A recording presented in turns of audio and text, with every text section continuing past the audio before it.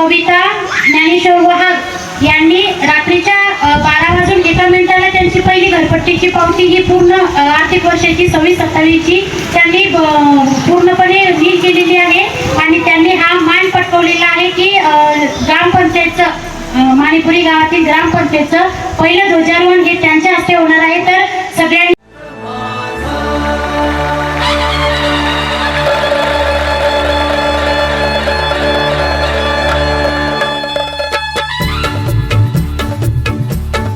जय जय महाराष्ट्र माझा, गरजा महाराष्ट्र माझा।